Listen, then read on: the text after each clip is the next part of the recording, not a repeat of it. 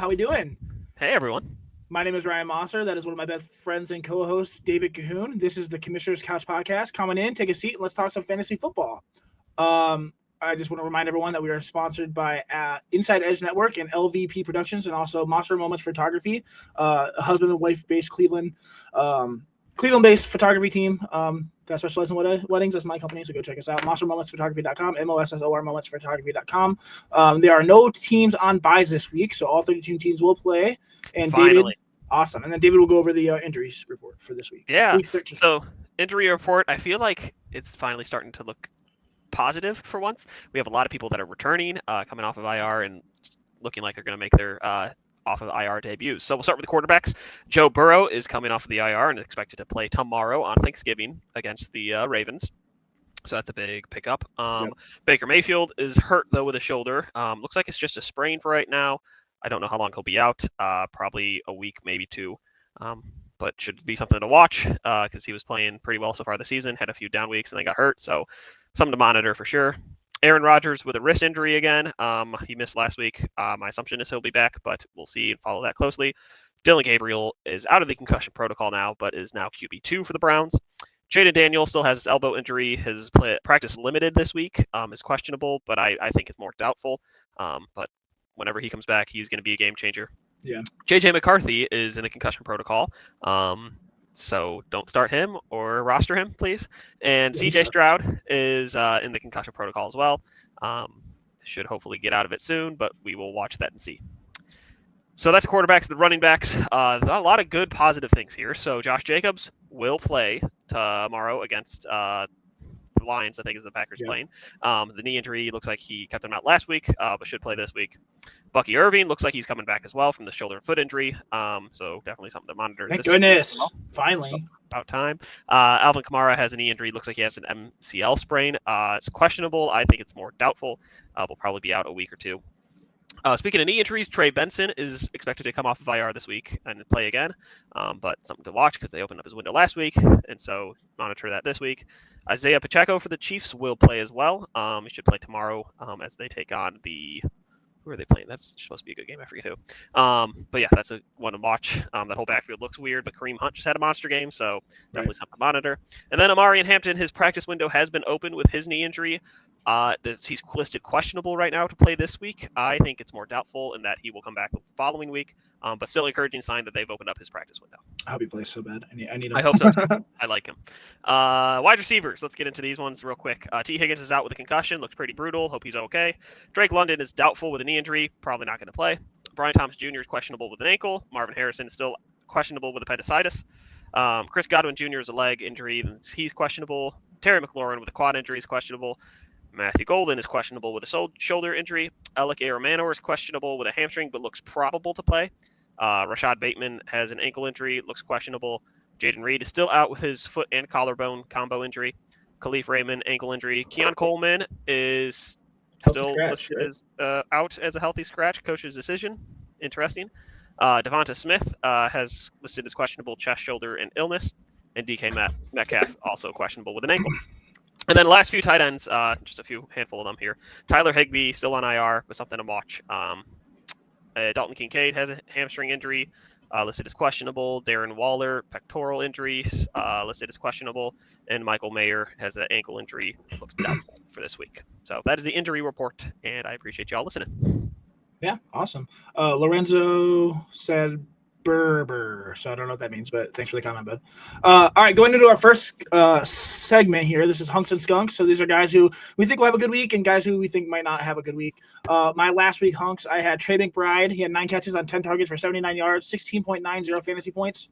That's a pretty good hunk. And then Travion Henderson, 18 rushes for 66 yards, 3 catches for 15 yards, 11.10 fantasy points. Not really that great, but not awful. So yeah. Yeah, I had the Browns defense, which if your league uses defenses, they dominated. They had 10 sacks as a team total. Myles Garrett has 3 his own. I believe that they had a couple of takeaways with Myles Garrett forcing that strip sack. So definitely a great team defense that scored, I think it was like 32, 33 points last week. Definitely great defense to have. I had Sean Tucker as well, who did okay this week. I think he had like 6 or 7 fantasy points. But with the return of Bucky Irving coming back, it's something to watch to see how they use him moving forward. And then I had Travion Henderson as my last hunk for the week. He still looks to be the beast that he is and dominating that backfield. So excited to see how he progresses. Yeah, I agree. All right, going into this, my week 13 hunks. My first hunk for this week, Devin Achane versus the Saints, projected 22.73 fantasy points. Last week versus the Dolphins, had a bye, so they didn't play. Despite having the week off, Devin Achane is still the fourth best fantasy running back on Sleeper right now. The dude's been an absolute monster this season. In his last 6 games he's ran the ball 104 times for 638 yards and 4 touchdowns, 29 catches for 197 yards and 1 receiving touchdown, 149 fantasy points in his last 6 games. There isn't too much to talk about here. I mean, he's a league winner at this point. This week, the Dolphins played the Saints. The Saints ranked 21st in defense, allowing 123.5 rushing yards a game and 9 rushing touchdowns this season. As the Dolphins' top playmaker, there's a ton of opportunity for Devin Achane to put up a ton of fantasy points this week, and that's why he is my first week 13 sleeper. Yeah, that's a great one. So I think my top hunk for this week is... not sleeper. Sorry, I said sleeper. Oh, you're good. Jackson Smith and Njigba. He has literally just been on a tear and doing things that we've not seen since like the 1940s. That's how ridiculous and rare what he's doing right now is. But yeah, his like yards per reception has just been astronomical this year. His ability to separate and just catch the ball and score, like he looks on a completely different level than every other wide receiver in the league, and that's really saying something. Continue to be a hunk of his because he's just insane. He's amazing, dude. He's amazing. It's crazy because he was not as touted of a OSU wide receiver coming out either, but he's definitely emerged from that like core group of 4 from that Garrett Wilson, Chris Olave, Marvin Harrison Jr. I disagree. He came out in year's own. I mean, his Rose Bowl performance was one. I mean, still has the record for the Rose Bowl for most yards in that game. Dude's been an absolute monster. I mean, he showed the glimpses. Yes, I mean, he had a tough path, to make it through the NFL as wide receiver 1 with DK Metcalf and Tyler Lockett ahead of him. But I mean, now that it's his chance. I mean, just phenomenal. Dude's been an absolute beast. I mean, he's a Buckeye. What do you expect? So, wide receiver, you. Yep. My second hunt for week 13 is going to be Drake May versus the Giants, projected 22.03 fantasy points. Last week versus the Bengals, 22 of 35 for 294 and a touchdown and 1 interception, 5 rushes, 22 yards and a rushing touchdown. Not that great, especially against the Bengals. Definitely a weird game for the second, ranked fantasy quarterback in sleeper against one of the worst defenses. He had a good chunk of yards, but it's clear that the Patriots desperately needed a true wide receiver 1. The only issue I have for Drake May is that his production and touchdowns have been lacking recently, but I don't blame him. He's limited by his receivers. All of that being said, I think that he's going to have a strong game this week against the Giants. The Giants currently ranked 23rd as one of the worst pass defenses. They allow over 225 yards a game. After 12 weeks, the Patriots are in sole first place in the NFL, and they're the first team this season to reach 10 points. Drake May is ranked 2nd overall as a fantasy quarterback. The Patriots team is on fire. I think Drake May is a strong QB1 option against a bad Giants defense for week 13, so he's a hunk for me. So.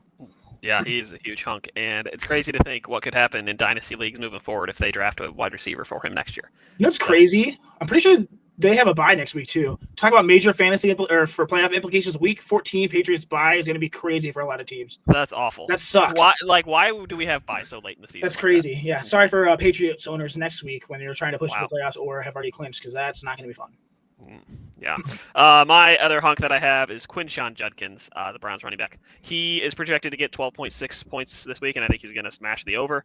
He scored 16.7 last week, had 2 rushing touchdowns in that Wildcat offense, and I think he's just going to be somebody that the Browns offense just leans on, especially in the red zone, as they want to score a lot of touchdowns and capitalize off of some big plays. So I expect Quinshon Judkins to just do really well again moving forward. So scoring You've been all over these Browns the last 2 weeks, bud. I have been. All right. A lot of these rookies I like, okay? All right. Going into our skunks for last week, week 12, my first skunk was Ashton Jeanty. Last week, he ended up having 17 rushes for 50 yards, 8 catches for 58 yards and a touchdown, 24.8 fantasy points with those pesky receptions. 8 for 8, 58 yards and a touchdown. That's what his main points were there. So I was wrong, but without those receptions, obviously, 17 rushes for 50 yards is nothing to brag about. And then my second skunk was Wan'Dale Robinson. 9 catches, 156 yards and a touchdown. He did have a fumble, 32.10 fantasy points. It's dumb to go against Jameson's wide receiver 1. So I don't know. Sometimes you get it right, sometimes you get it wrong, and I got it wrong last week. So yeah, that's all right. That happens. So my skunks of last week, I had Nick Chubb and Tony Pollard, both just middle of the road running backs. They get decent amount of carries to stay with fantasy like on the radar, but this is just my least favorite type of fantasy players, where they are there scoring somewhat points but not really getting anything significant, and so I just cannot stand them. There you go. My first skunk for this week is Jared Goff versus the Packers. projected 16.89 fantasy points. Last week versus the Giants, he went 28 for 42, 272 yards, 2 touchdowns, an interception, had over 18 fantasy points. Goff has honestly somewhat struggled this season. I mean, yes, he's had some electric games, but he has also put up some stinkers against some pretty bad defenses, especially the last 2 weeks. Week 11 versus the Eagles, who are the 22nd ranked passing defense, he only had 14.6 fantasy points. Week 12 versus the Commanders, 29th ranked passing defense, 18 fantasy points. Not awful, but not the best. This week, the Lions play the Packers, and unfortunately for Goff, the Packers do not have a bad defense. In fact, they have the 4th best overall defense in the NFL, and the 5th best passing defense in the NFL. They allow only 182.3 passing yards per game and 13 touchdowns in the season. This game is played on Thanksgiving. It's going to be a big matchup. It's going to be a fun game. But I think that Jared Goff is going to struggle this week against a very good Packers defense, especially prime time on Thanksgiving with everyone watching. That's why he's my first Week 13 skunk. Yeah, it's a good pick. I still like him and down the stretch, but Sure. Right now for this matchup, I don't like him. My skunks coming into this week, they're all quarterbacks, believe it or not, but I'll start with the biggest name, Lamar Jackson. He has been absolutely awful fantasy-wise the last few weeks. He, in the last 3 weeks, guess how many touchdowns he's thrown? Oh, I know, because I'm going to talk about him later. Oh, one. He's thrown 1 touchdown in the last 3 weeks, and he's not been able to run the ball. His running stats the last 3 weeks, 36 yards, 10 yards, 11 yards. Yeah. He literally looks like a completely different player and kind of looks lost out there, if I'm being completely honest. He has 2 interceptions in that same stretch of time, so double the amount of touchdowns, and he has just been absolutely god-awful for fantasy-wise. The QB 29 and the QB 28 the last 2 weeks. So somebody that I don't know if you can trust. He's coming off a major injury, and he's still injured with the toe injury today. So, I mean, I'm giving the guy a little slack, but I hear what you're saying. Sure. I still expected injured Lamar to do better than this, though, if I'm being completely honest. The guy that set records last year has now completely disappeared, it looks like. The only good news is that he plays the Cincinnati Bengals 2 out of the next 3 weeks, and that defense is putrid. So, Yeah, I'm not a big fan of him right now. I really don't know what to think of most teams in the AFC North, and that Ravens offense looks a little bit chunky and clunky and lost. So, go into your second skunk. My second one is Brock Purdy. Ever since returning from his injury, he has not looked the same either. Last week, he threw 3 interceptions in the first half and just kind of looked like a turnover machine. And I don't think this week's going to be any better for him because he's going up against the Cleveland Browns, which is the best defense in the NFL. I think that D-line is going to feast, really pressure him and force him to make really quick and bad decisions, and I expect that secondary to capitalize off of it. I'm excited to see that defense do really well. But, Brock Purdy does not look comfortable in that offense, doesn't look like he has the weapons around him to succeed, and I'm not a fan of him this week. There you go. That's not a bad one. The Browns defense is very, very good. So, All right, my second skunk for Week 13, Michael Pittman Jr. versus the Houston Texans, projected 12.82 fantasy points. Last week versus the Chiefs, 5 catches for 27 yards and a touchdown, 13.70 fantasy points. I mean, it was front-loaded by the touchdown. 5 catches, 27 yards. Pittman has been a surprise this season, but, the entire Colts team has been, if we're being honest. Despite Michael Pittman being ranked as the 10th overall receiver in Sleeper right now, which is very surprising to me, he struggled tremendously the last 2 games played against the Falcons and Chiefs. The last 2 games, he's had 7 catches for 46 yards and a touchdown, only 17.6 fantasy points. Clearly front-loaded by that touchdown receptions, as I said. This week the Colts play the Texans, and that's not good news for Michael Pittman Jr. After 12 weeks, the Texans have the best-ranked defense in the NFL. The Browns are actually second, David. The third best passing defense, only allowing 172 yards a game and 10 passing touchdowns this season. Not to mention they have a guy named Derek Stingley Jr., who's an elite NFL cornerback. He'll be on him like white on rice all day. I expect this to be a bad day for Michael Pittman Jr., continuing his woes from the last 2 games played. I do like this Colts team. I think other guys will succeed. I just don't think he will. That's why he's my second skunk for this week. Yeah, I like that pick. And that offense seems to be coming off of the high and falling off of a cliff, it looks like. Jonathan Taylor was stopped last week, and they lost. And so I'm interested to see how they move forward and figure It's kind of hard to beat the Chiefs and the refs and the NFL, but, whatever. 2 against 1's hard. 3 against 1, maybe. All right, going on to it. Do you have any more skunks? I'm sorry. No, that was it. Okay. Going on to our next segment. This segment is the fantasy fireworks segment. Basically, which team do we think can produce the most points? Last week I picked the Colts versus the Chiefs. I thought that was a really, really good game. Came down to the wire there. This week I'm going to pick the Chiefs versus the Cowboys. Chiefs are 6-7. They have the fifth best total offense, 6th best defense. Patrick Mahomes, 3rd overall quarterback. Like you said, Kareem Hunt had a really, really good game last week. Pacheco is coming back. Rashee Rice has looked really good. And he was out the first 6 games, 34 catches, 394 yards, and 3 touchdowns. Last week, 8 catches, 141 yards. really, really good. And then Travis Kelce is the third overall tight end. Just a really, really fun offense that this Chiefs team is producing. And then they're going against the Cowboys, who are the best offense in the NFL. Number one in offense, number one in passing, and they have the worst defense. So the Chiefs should dominate there. But Dak Prescott, top 5 running back. Javonte Williams, 8th overall running back. CeeDee Lamb is CeeDee Lamb. He's been out a few games, but still a very, very good back. George Pickens, 2nd overall receiver. Looks absolutely amazing. Jake Ferguson, 2nd overall tight end. So many players are going to get so many points this game. It's just going to be all over the place. It's going to be a lot of fun to watch. So this Chiefs versus Cowboys is definitely, I think, going to produce a ton of fireworks this week. Week 13. Yeah, that's a good pick. I like that a lot. The Chiefs seem to be humming on all cylinders, and the Cowboys' offense, at the very least, should be pretty exciting because George Pickens has been tearing it up lately. Yeah, I like that. So last week I had the Philadelphia Eagles at the Dallas Cowboys, and it turned out to be a really good game with Dallas coming back all the way to the end and Philadelphia blowing a 21-point lead.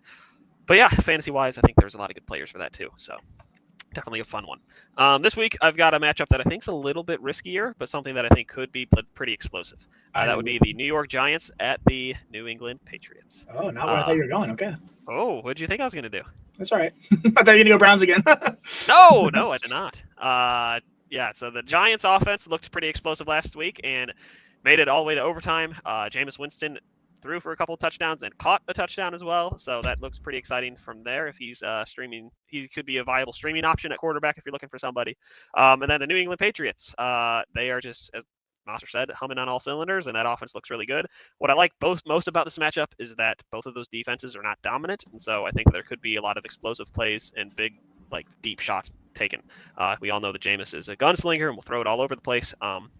So I expect there to be lots of passing touchdowns and lots of just exciting big plays. So definitely one to watch.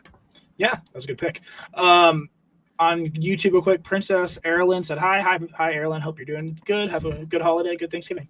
Yeah, happy Thanksgiving. Thanks for watching. All right, next segment we're going on. This is called our long shot lineup. These are guys who aren't the best at their position, aren't the worst, or not necessarily sleepers. They're just guys who we think will produce really well this week specifically. We'll go over a quarterback, a running back, 2 receivers, a tight end, and a flex. First, I want to go over last week's mine. My quarterback had Jacoby Brissett versus the Jaguars. Ended up having 19.68 fantasy points. Stud. Jacoby Brissett's been awesome so far since he's been starting.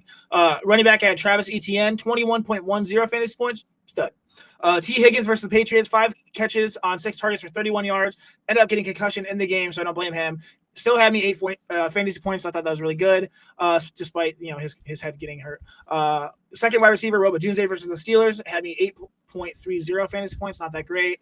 George Kittle versus the Panthers was my tight end, 13.8 fantasy points. I'll take that. And then Tech McMillan was my flex versus the 49ers. He had 11.50 fantasy points. Did get a tight end. I'll take that as well. If you would have went with this lineup, you would have scored 82.48 fantasy points last week. Not bad at all. So. Yeah, not too shabby. Last week, I went in with a very bold lineup, I should say, and I had Shedeur Sanders as my starting quarterback with the long shot lineup. He scored 13.35 points, so very meh type of a play. It's not bad for a start. For a first start, yeah, he played well, but fantasy-wise, just meh. Then my first running back that I had was Sean Tucker. He scored 5.1 points, so not great. Cedric Tillman had 1 point, my first wide receiver, also not great. Then I had Michael Wilson, who has been tearing it up, just as Jacoby Brissett has lately. He had 16.8 fantasy points, 10 catches for 118 yards, so he did really well there. Finally had a good hit. And then I had Harold Fannin as my tight end, who's really emerged as seems to be taking over as tight end 1 for that team. Receiver 1. Honestly, that too. So he had 6.4 fantasy points. What's really most dependent for this Browns team is if they score touchdowns. So whenever Harold Fannin scores a touchdown, he'll be fantasy gold. And when he's not, he'll just be middle of the pack. So. And then my flex, I had Kenneth Gainwell, who had 15.2 fantasy points, so pretty good. Had 10 rushes for 92 yards and caught 6 passes for 30 yards. So there you go. Pretty good. All right, go ahead on to your quarterback for the long shot lineup this week. My quarterback I have for the long shot lineup this week is Cam Ward, rookie quarterback for the Tennessee Titans. I know a lot of people probably aren't believers of him right now, but the last 2 weeks, they've pretty much said, screw it, whatever we're doing, we're just going to make sure that Cam Ward feels comfortable moving forward, and they have thrown the ball like no other team. He had 38 pass attempts 2 weeks ago. Last week, he had 42. They are just making sure that he feels comfortable reading defenses and comfortable throwing the ball. And this Jacksonville Jaguars secondary is very suspect, to say the least, so I expect Cam Ward to finally put on a showing that welcomes him to the NFL and puts a name out there for people to follow. I expect them to win this game. I expect them to throw the ball a lot, as I said, and I expect there to be a lot of big explosive plays for touchdowns. So I'm a kind of a believer in Cam Ward. I think he'll figure it out sooner rather than later, and I think it could start this week. Who's his current receivers right now that are catching? If like A.O. Manner's hurt, Calvin Ridley's on IR. I'm trying to see. Yeah, A.O. Manner should be back. All right, so Van Jefferson, Chimere Dike. Whew, we'll see. I mean, the only one I like there is a tight end, maybe Chiga Okonkwo. We'll see. I mean, if he's throwing the ball 45 times, hopefully someone's catching the ball. But I question his receivers at this point. Yeah, that's fair. But for a long shot lineup, let's get pick up. So why not? It's a long shot. Yeah, why not? Week 13, my quarterback for the long shot lineup, Trevor Lawrence versus the Titans, projected 18.71 fantasy points. Listen, I understand Trevor Lawrence has had a less than stellar season so far this year. I often say Trevor Lawrence sucks. He does.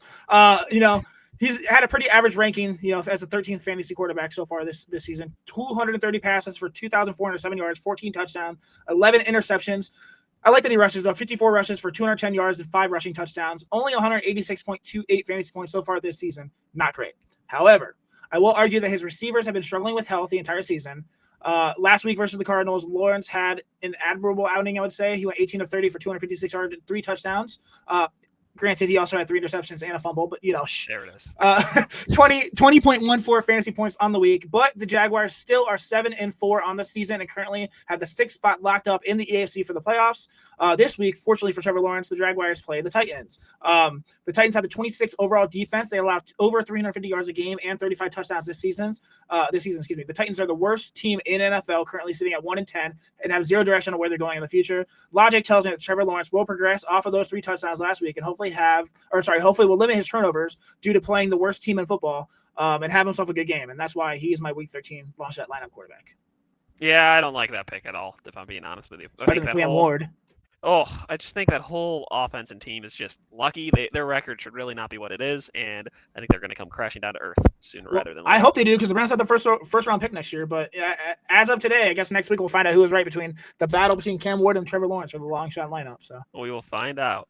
All right, I'm going to go into my running back. My running back for the long shot lineup is Devin Neal versus the Dolphins, projected 12.30 fantasy points. Last week, after Alvin Kamara went down with the sprained MCL, Neal ran the ball 7 times for 18 yards, but he did have 5 catches on 5 passes for 43 yards, 11.10 fantasy points as just a guy jumping in when the starter got hurt. Devin Neal is a rookie this year. He's taken the 6th round out of Kansas. Some of you may not know too much about him. So I'll just read some of the notes I had going into the draft last season, summarizing them. Devin Neal is explosive, durable back with elite ball security and proven big playability, thriving in both gap and zone schemes. His vision, one-cut style, and lateral agility consistently created chunk gains, while steady growth as a receiver hints to untapped versatility. That's basically summarized a big page I had. I really liked him coming out of college. I projected him in the 4th round. He ended up going in the 6th round. I think he clearly fell just as many other running backs did in this last draft because the position was loaded. I thought the Saints got a steal in the 6th round during the draft, and I think that it finally shows this week. This week, Devin Neal will be the starter for the Saints and probably the foreseeable future. Did I mention that the Saints play the Dolphins this week as well? Miami has a 29th ranked rushing defense so far, allowing almost 150 rushing yards a game. This is the perfect first game for Devin Neal to get his first start. I honestly think that he may be the waiver pickup wire of the year, especially this late in the season. If you need a starting running back, Devin Neal is my long shot lineup running back for Week 13. Yeah, that's a great pick. I love that. The opportunities there. The rookie quarterback is not going to be relied on as heavily, and so I think they will feed him the ball a ton. Yeah. So I like that a lot. My first running back for the long shot lineup is also a rookie running back, and that would be Dylan Sampson. We saw a huge increase in snap percentages from Dylan Sampson from last week to this week. It went from 11% of snaps all the way up to 42%. So there's a huge increase there, and I think that the Browns team is trying to get both of these rookie running backs as many touches and uses as they can, and I expect with a pretty stout run defense that the 49ers have, I expect Dylan Sampson to be used a lot in the passing game, whether that be screen passes like we saw last week or small checkdowns from Shedeur Sanders. So I think that Dylan Sampson is somebody who's going to emerge moving forward as a running back for the future for the Browns, both in the pass game and the run game. But I think in the pass games where he'll find his most success early. What's also really interesting? There was another Browns rookie running back who had a breakout game against the Raiders and then went on to be a fan favorite. And do you know who that was? Nick Chubb. Nick Chubb, that's right. He also had very few touches that game and did the most with it. And look what happened after that. Who was the starter for that game? Do you remember? Carlos Hyde. Yeah, weird times.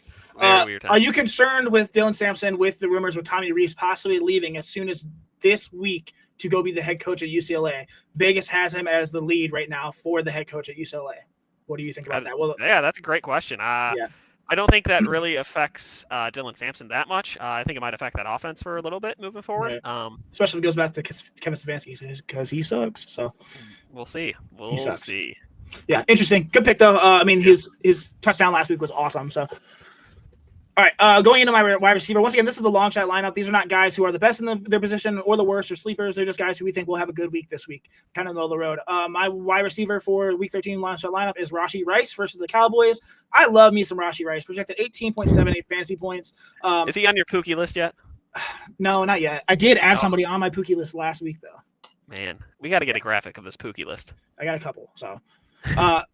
Last week versus the Colts, Rashee had 8 catches on 12 targets for 141 yards, 26.10 fantasy points. Tech McMillan was the guy who I added on my Pookie list last week, by the way. Since returning, right now we're talking about Rashee Rice. So since returning after his 6-game suspension and his injury that predates to Week 4 of 2024. So honestly, the guy hasn't played since Week 4 of 2024 until he played this week at Week 7. Rashee has had 34 catches for 394 yards and 3 touchdowns since returning. I mean, to compare, we're Browns fans here. Jerry Jeudy, the Browns' top receiver, has had 32 catches for 395 yards and 1 touchdown. Has played all season. So Jeudy has 2 less catches, 1 more yard, and 2 less touchdowns than Rashee Rice, and Rice missed the first 6 games. Rashee Rice is so good, you need to put respect on his name. I mean, it's crazy. This week, the Chiefs play the Cowboys. Luckily for the Chiefs, as high powered as the Cowboys offense is, as I talked earlier, their defense is high garbage. 30th NFL, 252 passing yards a game and 24 whopping passing touchdowns. This Cowboys versus Chiefs game on Thanksgiving is going to be so much fun to watch, guys. I think that Rashee Rice has a good chance of eating the turkey leg at the end of the game tomorrow. I think, and that's why he's my first Week 13 long shot lineup receiver, so I can't read. You're good. Chad Bryan on YouTube said, "We need the Pookie list." What's up? So Chad is my co-host on the Inside Edge Network's NFL and Browns pregame show every Sunday at 11. So check us out. Chad, I will update a Pookie list. Maybe we'll have one updated for Sunday for our show. That would be great. Thanks for watching, buddy. All right, my first wide receiver for the long shot lineup is Christian Watson, wide receiver for the Green Bay Packers. So Christian Watson has really been a tale of 2 halves for this season. He was out for most of the first half of the season, came back in Week 9, Week 8 actually, and kind of got eased back into things. His snap percentage was about 50% of the time, and then the last 2 weeks he has really emerged, 82% and 79% of snaps. So they're definitely getting him back more involved, and he's also had a lot more targets, 5 targets to 7 targets the last 2 weeks. And so I expect that to keep climbing, keep continuing to improve, and I expect him to kind of cement himself as a wide receiver 1 while Jaden Reed is still out, while they're still trying to figure out what Matthew Golden is, and he's still battling injury. I expect them to rely on Christian Watson a lot, and he should do really well for fantasy. So in a big game matchup against the Detroit Lions on Thanksgiving, I do expect them to do well and expect Christian Watson to be the focal point and kind of the solution for that offense moving forward. I'm going to double down. I actually am a huge fan of Christian Watson as well. I think that's a good pick. So, thanks. Yes. Do you want to do your second receiver? Sure, yeah, I'll do my second one. My second one would be Andre Iosivas, the wide receiver for the Cincinnati Bengals. T. Higgins is out with a concussion, looked pretty severe. Yeah. Nobody knows how long he'll be out for. Jamar Chase just came off of a suspension, and Joe Burrow is coming back. So, yeah, obviously every team's going to be honing in on Jamar Chase, and I think that will leave Iosivas a lot of open space underneath to be a check down person for Joe Burrow as he gets back into the swing of things. He may not be the largest yards per reception, but I think he will get a lot of targets because they will want to get Joe Burrow feeling comfortable again, and they will throw the ball a lot. So I expect Iosivas to play well, get a lot of targets, maybe score a touchdown. So I expect him to be a sneaky pick this week. It is sneaky. I mean, opportunities there, especially with T. Higgins down, so that's a good pick.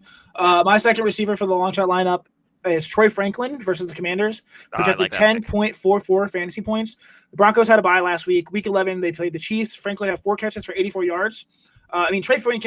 Troy Franklin, seems to have taken the wide receiver 1 away from Cortland Sutton in Denver.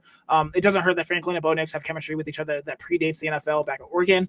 Since week 7, Franklin has had a ton of targets, 45 targets in 5 games. It's absolutely unreal. His production hasn't been terribly high, but it isn't bad. 22 catches for 259 yards, 4 touchdowns, 78.6 fantasy points in the last 5 games. This week, the Broncos play the Commanders. The Commanders have a really, really, really bad defense. 29th overall, almost 250 passing yards per game and 22 passing touchdowns this season. The Broncos are 9-2 and sitting on top of the AFC West, and they're going against a really bad Commanders team. I think Troy Franklin is going to have himself a great week. That's why he's my second long shot lineup receiver. Go ahead. Go ahead. You're good. I was just gonna say that's a great pick. I almost put him on my list too. Believe it or not. So I'm gonna go on to my tight end. My tight end for the long shot lineup week 13 is Brenton Strange. He's for the Jaguars versus the Titans, projected 10.35 fantasy points. Okay. in the offseason, it was rumored that Brenton Strange was a player who was going to be one of those next tight ends up, the Trey McBride route to the NFL, if you will. Basically a guy who's really good tight end, but it took him a few years to get going for one reason or another. Turns out we did have one of those breakout seasons for a tight end this year, but it was Tucker Kraft until he tore his ACL. There's a lot of optimists that Brenton Strange will have a similar breakout career. He's played decently for the first 4 games of the season before he got injured. 22 catches on 24 targets for 182 yards. He catching pretty much everything. But that was competing for targets with Brian Thomas Jr. and Travis Hunter on the team. Last week was his first week back after missing 5 games. 5 catches on 5 targets for 93 yards for 14.3 fantasy points. Brenton Strange finds himself in an interesting position this late into the season. Not a lot of people know about him, but I honestly think that he could become the next breakout tight end. And it may be happening for the playoff push. He now has even a clear path to produce on the field. The Jaguars pass catchers are riddled with injuries. Brian Thomas Jr. may be back this week after missing the last 3 games, but he has struggled a lot this season with a sophomore slump. Oh my gosh, I cannot talk today. Sorry, guys. And the Jaguars are playing the Titans. Like I said earlier, the Titans given up 56 catches for 501 yards and 3 touchdowns, 124 fantasy points against tight ends this year. A lot of opportunities here for Brenton Strange to do something. I'm going to bet on him this week to be my 13-week long shot lineup tight end. I think he's going to do something. So. Yeah, I like that pick a lot. I think he has really emerged and feeling a lot more comfortable in that offense. So, good pick. Sorry, it's freezing in my basement, so I'm trying to. Oh, you're good. I have my heat blowing straight on me, so I'm dying of heat right now. So my tight end that I have for the long shot lineup would be Andre Gadsden, tight end for the LA Chargers. Somebody who has really emerged on the scene this year as a rookie tight end, and they're coming off of their bye week. They're playing against the Raiders, and we just saw the Raiders kind of let the Browns light up their defense. And I expect that the Chargers should have a huge comeback game against them coming off of their bye and just being like, all right, we're the Chargers again. This is what we do. And I expect Gadsden to be a big part of that. I expect him to catch a lot of touchdowns. I would expect probably 2 touchdowns to start. I think that he could be a really, really great red zone threat for them moving forward, and somebody that Justin Herbert relies on a lot in the red zone, and somebody that can make a big touchdown play. So big fan of him. The last 4 weeks actually, before their bye, he had 5 targets, 6 targets, 5 targets, 9 targets. So definitely somebody that is relied on a lot in that passing game, and I think should continue to get more and more targets. There you go. Nice. That's a good pick. Go into your flex for me. Yeah, my flex is a really big fan favorite of mine, Alec Manor. If he plays this week, which it looks like he's going to, I expect him to be the wide receiver 1 for Cam Ward this week. And as I said earlier, that Jacksonville team is, especially that secondary, is sus, to say the least. If they play Greg Newsome, that would be really good news. Even better for him, because Greg Newsome sucks. So, yeah, I expect Alec Manor to really cement himself as the wide receiver 1 for that team moving forward. As you mentioned, there's really no other options outside of him, and I think that the Titans are kind of relying on him to become that wide receiver 1. So I expect with the amount of throwing that Cam Ward is doing, somebody's got to be the beneficiary of that, and I expect Alec to be that person. He could be in for a really big dominant game moving forward against a secondary that is very weak, and I expect them to pull out a win, in all honesty. So, all right, there you have it. All right, going over, this is the last one for the long shot lineup. This is my flex. I'm going with Nico Collins versus the Colts. Obviously, the Texans wide receiver, projected 16.32 fantasy points. In his last 5 games played, he has had an ungodly amount of targets, 49 targets. He's got 30 of those for 385 yards and a touchdown, 78 fantasy points, and that's with backup QB Davis Mills throwing the ball for the last 4 games. This week, the Texans play the Colts. I do love this Colts team. Their offense is electric. Very, very electric. I probably talk about it every single week. However, the defense, especially their passing defense, is pretty bad. They rank 28th in passing defense, allowing 245.4 passing yards per game and 16 total touchdowns this season. The Texans are hopeful that C.J. Stroud will be healthy enough to play from his concussion. I think he will play. That's let them out 3.5 of the last games. If the case is that he plays, I'd expect Nico Collins to stack on what he's already done recently, especially against a bad Colts pass defense. I think he's going to have a good week this week 13. So he's my long shot lineup flex. Yeah, I like that pick a lot. He is somebody who seems to be doing really well with Davis Mills. So, yeah, great pick. So hopefully he stacks that with Stroud, who's obviously a better quarterback. So. Oh, yeah. All right, we doing legacy lineup next? Legacy lineup. Let's do it. All right, so legacy lineup. This is for DFS players. We'll just go over quarterback, running back, receiver, tight end.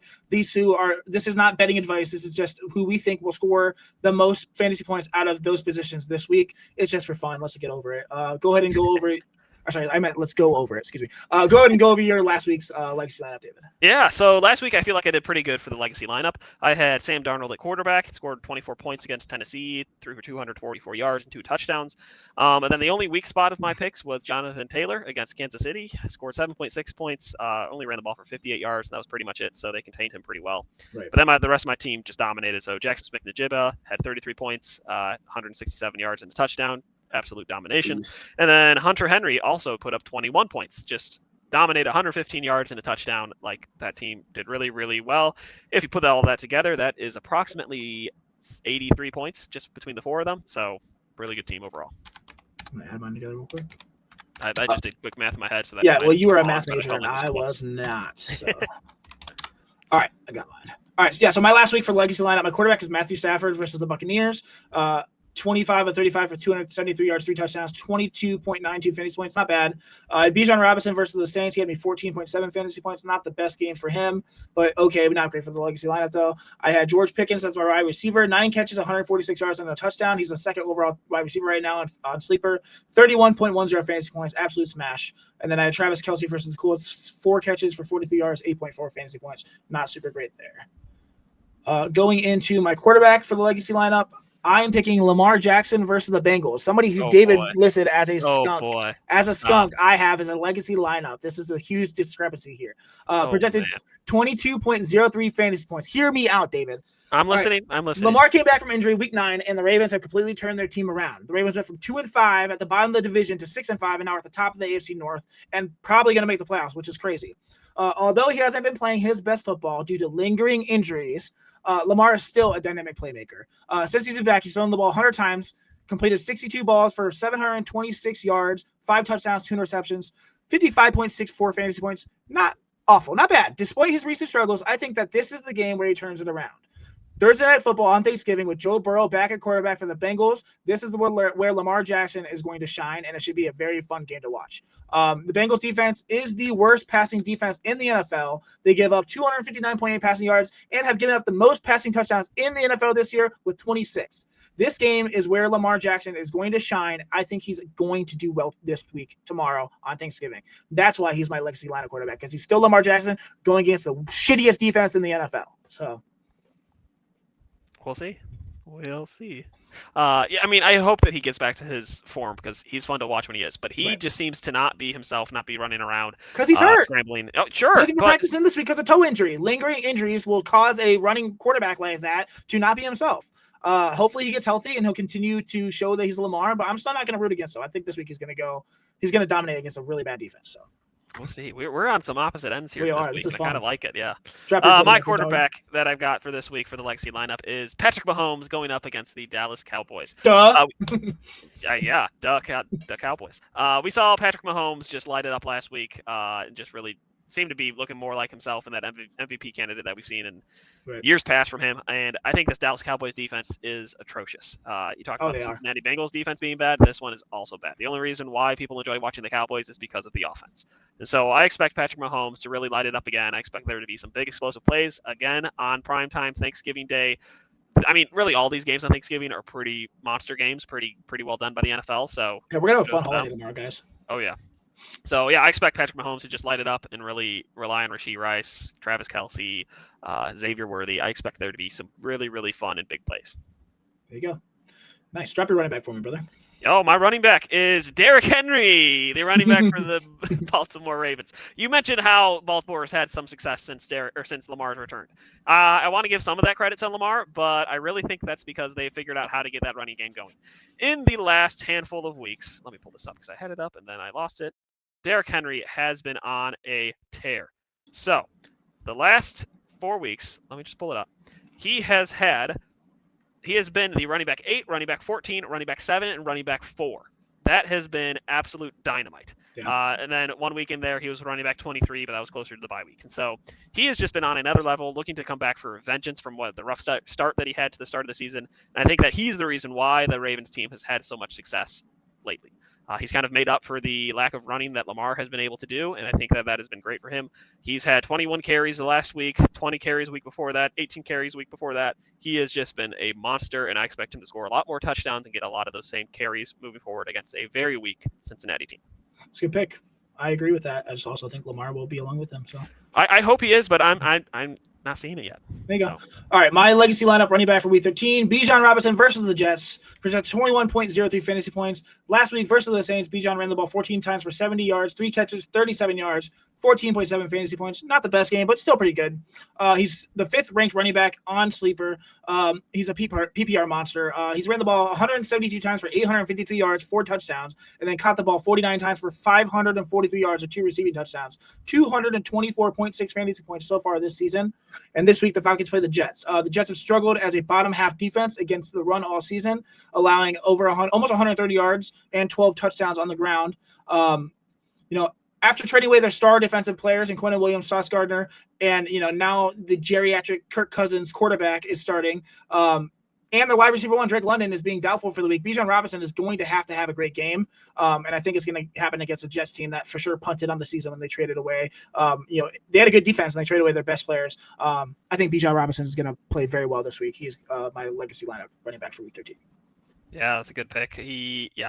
That Jets team's awful, and he should really benefit from Kirk Cousins being there and being the checkdown Charlie that he is. Checkdown Kirk is what I should have called him. So. Yikes. All right, I'll go to do my wide receiver real quick. My wide receiver for the legacy lineup week 13, Jamar Chase versus the Ravens, projected 20.46 fantasy points. Boy, oh boy, I am rubbing my hands together for this matchup. This game is gonna be so much fun. For the first game back for Joe Burrow, Bengals versus the Ravens on Thanksgiving. It's going to be so much Thanksgiving fun. Night, too. Dude, seriously, it's going to be so much fun for fantasy managers. Yeah. I have a feeling that the Bengals offense is going to try to make a statement in front of the entire NFL, especially since Joe Burrow's it's going to be his first game back. He looks at the state of this football team and it's in disarray. Jamar Chase has had a week off of rest last week as his team played against the Patriots because the week before he had a disagreement with Jalen Ramsey of the Steelers and was suspended for allegedly spitting him in his face, which is absolutely disgusting. I'd also swing too. Hands at that point, brother. Yeah, for sure. Yeah. The Ravens have the 24th overall passing defense, allowing 230 passing yards, 16 touchdowns. It's already reported that T. Higgins is out for this game after obtaining that concussion last week. The Bengals are going to throw to Jamar Chase early and often. Joe Burrow is going to want to shine tomorrow, and Jamar Chase is going to be that toy that's going to shine with him. He is my Week 13 legacy lineup receiver. Yeah, that's a good pick. He should be really on another level because he's missing the game and getting his buddy Joe Burrow back, so I expect some good plays from him. My wide receiver that I have this week is none other than Rashee Rice. Man, I think that Dallas Cowboys team, as I said over and over again, it's just their defense is putrid. I think Rashee Rice is just going to be somebody who is going to be a yak monster this week. I expect there to just be a lot of getting him open into open space and just running on green grass. This Chiefs team is really hitting their stride here at the right moments, coming down the stretch of the season, and I expect that Rashee Rice is going to be a huge part of them making their playoff push and pushing for another Super Bowl. So, start him. He's going to be dominant. No, that's a great pick. Go ahead and do your tight end for me. My tight end is none other than my Pookie, Brock Bowers. So the Raiders just got destroyed by the Browns, fired their offensive coordinator, Chip Kelly, and what does that leave us? The only sure thing on that offense, which is Brock Bowers. He's going to be a PPR machine moving forward. I think they're going to be a team that wants to try and just start outscoring teams and trying to get the ball out quickly. And I think Brock Bowers will be a huge benefactor of that. Their offensive line is just horrendous. Their schemes that they have going forward or recently has not been great. And I think they've really lost sight of their two best weapons, Ashton Genty and Brock Bowers. And so I think that if they can get Brock Bowers more looks, more targets, more plays specifically designed for him getting open, that could be really good things for him moving forward, and the end of the season could be really, really bright for him. So expect him to be a PPR machine. I love Brock Bowers. I hate Geno Smith. So same, but yeah, we'll see. I mean, he's still Brock Bowers. I'm not betting against him. He was clearly the tight end one as a rookie last year for a reason. He's obviously a beast. Even at Georgia, he was the lead receiver in a room with A.D. Mitchell and Isaiah Bond, Xavier Worthy, Lad McConkey. He was still the guy over all those guys. So absolute beast. I get it. I just don't trust that offense, the offensive line, or their quarterback, but I still love that player. My tight end for the legacy lineup week 13, Travis Kelce versus the Cowboys, projected 13.06 fantasy points. Last week versus the Colts, 4 catches, 43 yards. I talked about that. 8.4 fantasy points. Currently still ranked the tight end 3 on Sleeper. This week going against the Cowboys, their offensive good, their defense is bad. We talked about this game a ton. I'm not going to keep on going into it. They've given up 68 catches for 633 yards and 3 touchdowns, 83.30 fantasy points against tight ends this year. That's important. There's plenty of opportunity for Travis Kelce to have a great game against the bottom 3 defense. He's a no-brainer for me. He's my week 13 legacy lineup tight end. Yeah, agreed. Yeah. All right. Well, let's just get into our next segment. Yeah. And hopefully stop talking about the Cowboys and the Chiefs. Good luck. Sleepers and creepers. So this segment we talk about waiver wire additions to pick up and waiver wire additions to avoid or just drop. So yeah, I'll talk through my ones that I had last week because I feel like I did a pretty good job. I said go and get Shedeur Sanders. He was my first one that I mentioned, and I feel like it's gonna be a benefit if you listened and got him. He may not have had the hottest start fantasy-wise in week 1, but he is somebody that I think can continue to grow and learn and develop in this offense, and I think the sky could be the limit for him. He's shown big playability. That 66-yard touchdown pass to Dylan Sampson was really good. That 40-yard, 50-yard pass to Isaiah Bond was really exciting, and I think he's starting to make a name for himself, and I think that confidence is going to be his key moving forward. So I expect more big shots out of him, more big plays, and I think that could be just the shot in the arm that this Browns offense needs. So if you got him, great. If you didn't, go see if he's available because he could be good for your team in a playoff push moving forward.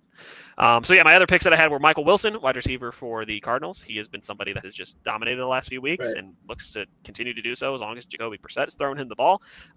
Even if Marvin Harrison Jr. comes back, I still expect Michael Wilson to carve out a niche role for himself and still do really well. His big playability has just shown and flourished the last few weeks, and I think that is going to be a big benefit of his moving forward and kind of cemented himself as a top target wide receiver in that offense. And then the last one that I had was Darnell Mooney, somebody that Monster hated last week. I hate him every week. Man, he actually played pretty well last week. Kirk Cousins came in. They have chemistry. Darnell Mooney stepped in and kind of took over that wide receiver 1 role and looked to hit the ground running. So I was pretty excited about that. So this week, I got 3 more names for you that I think you should watch. John Mechie, wide receiver for the Jets. That offense is putrid. They really have no pass catching weapons outside of John Mechie, it looks like. He had 7 targets, 5 catches last week. Yeah, I think that he's going to be the only fantasy relevant wide receiver in that room moving forward. And so if he's available, go get him. Could be somebody that could help your team down the stretch. Omarion Hampton, he was kind of forgotten about for a handful of weeks being on IR, and hopefully some teams stashed them on their IR spots. But if they did not and they dropped them, go pick him up. This guy is a legit running back 1 and should really, really help out that Chargers offense as they move forward towards the end of the season. It should help your fantasy team moving forward too. And last but not least, Jaden Higgins, somebody who's really emerged and connected really well with Davis Mills as quarterback for the Texans, and has kind of come to his own as a rookie wide receiver in the league, and has been somebody that has, really done well the last few weeks. I think he's caught a touchdown each of the last 2 weeks, and has done really, really well fantasy-wise. So go pick him up. He looks like he's developing and continuing to learn and grow, and I expect more big plays from him. There you go. All right. My last week's sleepers, once again, this is sleepers and creepers. My first sleeper was Tyrell Shavers, Buffalo receiver, was 25% owned on rosters last week. Last week versus Houston, he was in for 39% of the snaps, but had no catches for 0 fantasy points, and now is rostered by 7% of leagues on sleeper, so it got dropped a ton. It's clear that Khalil Shakir is the wide receiver 1 and had the numbers last week to back it up, 8 catches for 110 yards. It was Shavers week 11 against the Buccaneers when he had 4 catches for 90 yards and a touchdown for 20 fantasy points. He was the wide receiver 1. Granted, they were playing the Houston Texas defense, which is the best in the NFL. Nonetheless, he's probably unrostable this late in the season, especially with questionable, they don't know who really the true wide receivers are on that team. So I don't know. I'd probably drop him at this point. My second sleeper, Greg Dortch, Cardinals wide receiver, owned by 17% of leagues on sleeper last week, and now he's owned by 20, so went up 3%. Last week versus the Jaguars, 6 catches on 9 targets, 53 yards, and a touchdown. He also does kick returns in case your league counts those. 5 kick returns, 127 yards, 16.8 fantasy points last week. Last 2 weeks, 12 catches on 15 targets, 119 yards, 2 touchdowns, 35.40 fantasy points. Those are great numbers. Obviously, the wide receiver 1 there is Marvin Harrison Jr., but he's been out for the past 2 games due to his appendix getting removed. I still like Greg Dortch. That goes into my week 13 first sleeper. In place of Marvin Harrison Jr., the wide receiver there 1 has been Michael Wilson. So he is my week 12 first sleeper. He has had the bulk of receptions, the wide receiver room in Arizona the last 2 games, in Marvin Harrison's absence. He's had 25 catches on 33 targets, 303 yards, 57.3 fantasy points. Michael Wilson is only owned in 81% of your leagues right now. The last updates from Marvin Harrison Jr. were from Monday, where Cardinal coach Jonathan Gannon did not have any updates on when he will start this week or not. I'm doubting he will. There are leagues out there where Michael Wilson is available. He may be the snag of the year as long as Marvin says unwell and can't play. So Michael Wilson is my first sleeper for week 13, going off of David. My second sleeper for week 13, I talked about him earlier, but Devin Neal the Saints rookie running back only is rostered in 12% of leagues right now on sleeper. at least this morning. I know that I talked about him earlier, but I really like this prospect coming out of Kansas. And now he's starting running back for the Saints. 12% of leagues is crazy. I said earlier, he could be a league winner. If you haven't picked him up, you need to. Why haven't you? It's insane. As I said, they play the Dolphins this week, who ranked 29th in the rushing defense. This is the perfect game for Devin Neal for first first start. Go grab him. Odds are he's available in your league. He is a starting running back. Why wouldn't you? Okay, yeah. Do you want me to go over my creepers for last week? Or do you want to do it, Dave? You do your creepers, yeah. Go for it. All right, my first creeper for last week was Keon Coleman versus the Buccaneers, owned 49% of leagues, now owned in 42% of leagues. Well, he was a healthy scratch now for back-to-back weeks. In week 11, it was reported that he was going to be a healthy scratch, and that was the same decision last week. Listen, a guy's only as valuable as their production on the field, and he's not getting on the field for a team that is desperate for wide receivers.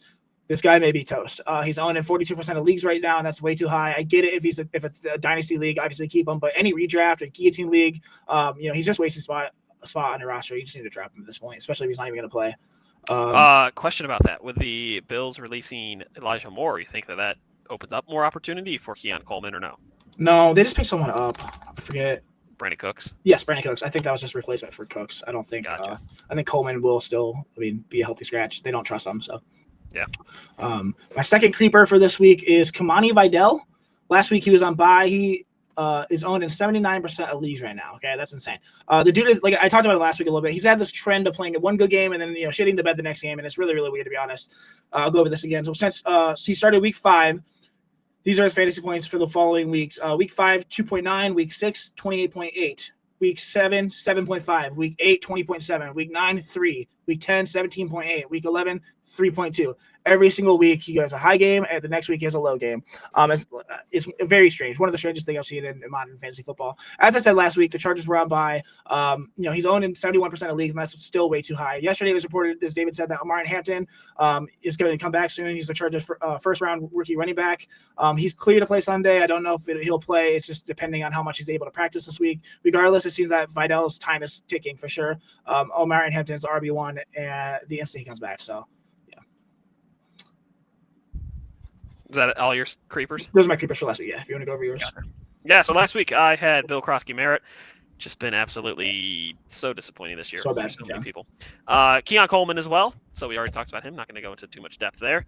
And Rashad White, another running back that has just been disappointing as well. So I'm not going to belabor the point. They all suck. You're good. Go over your creepers for this week, brother. So my creepers for this week. First one that I have is Isaiah Pacheco.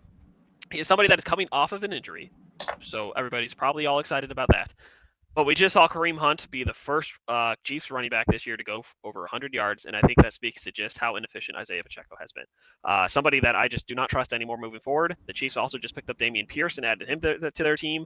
Probably going to be getting into some of that rotation as well, and so I just think that whole running back room just looks a little bit lost right now, and Kareem Hunt's kind of the leader. And until then, I just don't trust Isaiah Pacheco, and I would not start him. I probably wouldn't even roster him at this point. Yeah, I just can't trust him. Another running back that I don't trust is Bashal Tutin, the running back for the Jaguars. Somebody who, I said toot. Sorry. Very good. Somebody at the start of this year had a lot of hope that he would emerge as a running back 1 for that team moving forward, and then Travis Etienne was like, "Yeah, well, that's not going to happen." Somebody that had just not been efficient with his carries, not been efficient with his touches, and looks to just need some more time to learn and develop in the league. It's not that I don't believe in the player, but I think that he just needs some more time to grow into who he is as a player and really develop. So I would not trust him right now. If you're in a dynasty league, I'd still stash him, but otherwise I probably just cut him and pick somebody else up. Probably somebody like Devin Neal, because that's a great running back right now. And then my last pick that I've got is Ricky Pearsall. It is clear and apparent as day that 49ers offense is nothing like it once was. That lack of weapons around Brock Purdy is drastic. Ricky Pearsall was supposed to be somebody that's supposed to emerge as the leading wide receiver in that room and has just failed to do so. Obviously, George Kittle's still a weapon there, but outside of that, you really got nobody else. And so Christian McCaffrey. Oh, well, yeah. One of the best running backs. Talking about receivers. Okay, hold on. Let me see something. Yes, he's a great receiving back, too. You're not wrong. He is an all-around great player. But wide receiver. 785 receiving yards this year with 5 receiving touchdowns. Yeah, you're right. I agree.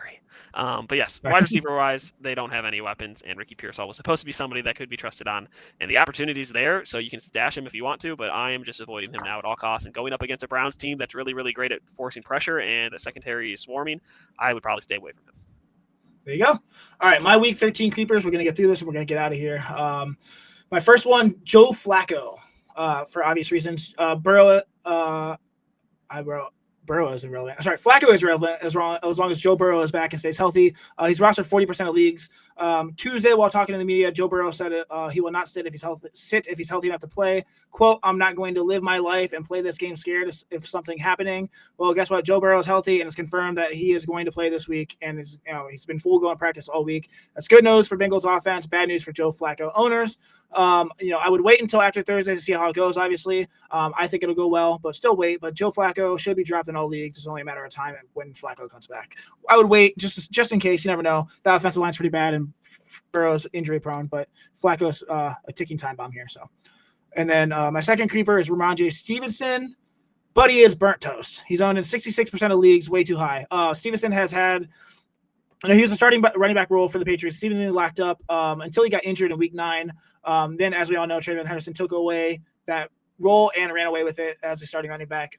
Since taking over, Henderson has ran the ball 65 times for 330 yards, 4 touchdowns, 13 catches, 110 yards, and another receiving touchdown, almost 90 fantasy points.